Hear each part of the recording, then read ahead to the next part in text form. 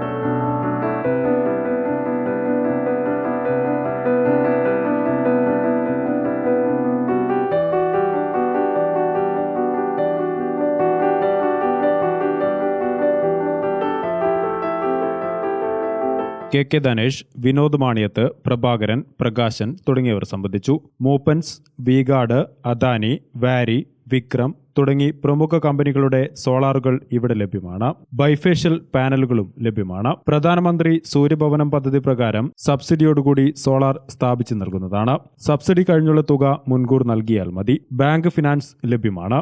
Gramika news, Koothuparamba.